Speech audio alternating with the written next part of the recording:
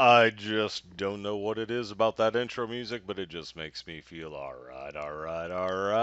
So, let's go ahead and get started with today's topic, which is revisiting our collection structures based upon a new feature inside of Configuration Manager current branch 1606 and forward. This is a pre-release feature called server groups. And today we're going to be talking about why this is so critical and having such an impact on our current collection structures, maintenance windows, software updates, etc.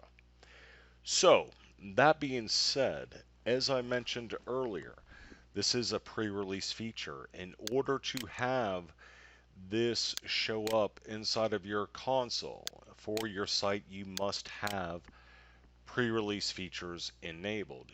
You can do this by selecting your primary site server, clicking Hierarchy Settings, and choosing the option to consent to use pre-release features. You'll notice that this is grayed out. I cannot go backwards. This is basically a one-way street, folks. So once you enable it, you are not able to go back. Keep that in mind.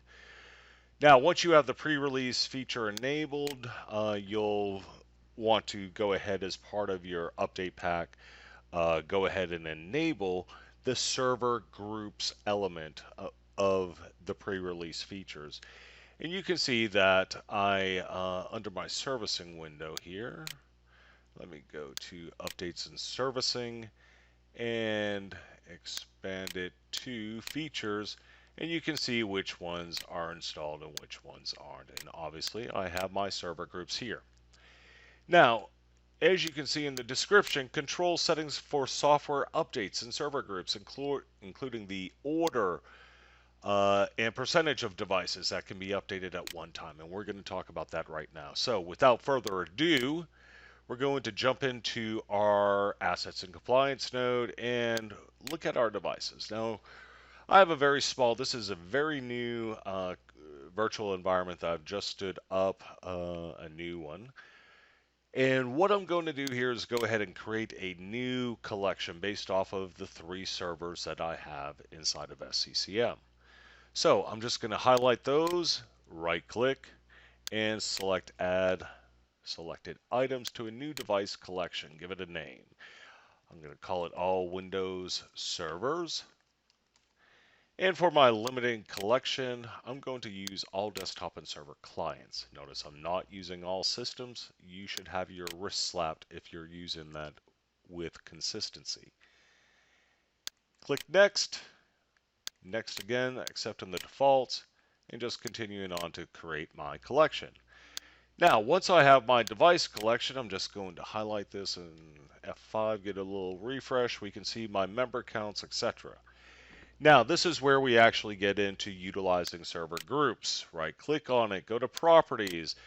Now you're going to have this shiny new tick box called all devices are part of the same server group.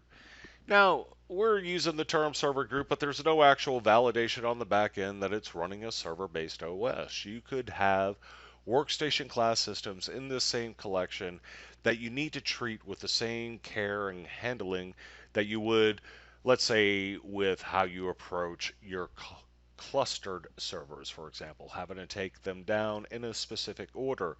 You may have mission critical business desktops that need to be treated the same way. So just keep that in mind. Now, if I tick that box and go to settings, you're going to have 3 different options here. The first one, allow a percentage of machines to be updated at the same time. Obviously, mathematics comes into play.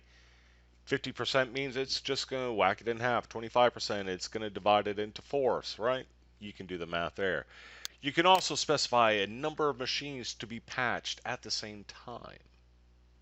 Or, most importantly, for a lot of organizations, being able to specify the exact maintenance sequence of those systems that you are going to be patching. I have a customer here in Houston that is an oil and gas customer that has 3,000 servers that they have to be able to manage with SCCM and use it for applying all the Microsoft Windows updates. They have literally hundreds of collections that they have set up for handling the grouping of the servers into these collections, as well as the maintenance windows and just the handling of sequential patch application and reboot orders, because not only are they having to do it per collection, but they also have per day a week during their patch release cycle. Some of the servers get patched on Mondays, some get patched on Tuesdays, some get patched on Wednesdays, etc. So it's created this um, ginormous collection of collections that they're using just for software update management.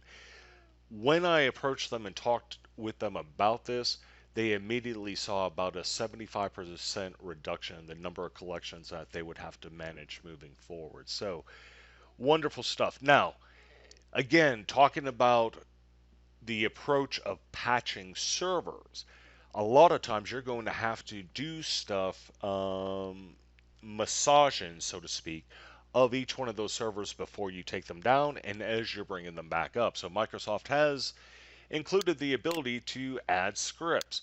So here is each one of those nodes in the list or in this collection is being brought down.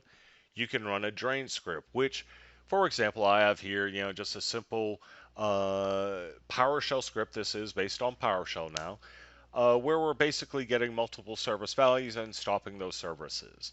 Now, I'm going to have that be my drain script, and my resume script, I'm going to just change it to start it back up. Now, this is just a simple example. Obviously, you can do much more complex things, but I'm trying to show and illustrate how Microsoft has been thoughtful enough to at least provide us these drain and resume scripts along with some timeout requisites here. So, let's say in my environment, this is actually the exact order that I want for these to be patched within the environment, rebooted, brought back up. I want my CM server brought down first, followed by my SQL server, and lastly by my domain controller. So I say OK, apply, and now when I'm targeting that collection with my software updates, it's going to adhere to those rules just as well as it would have in previous versions with maintenance windows. So again, this is really going to change the entire structure of our collections to be able to accommodate for this exciting new feature.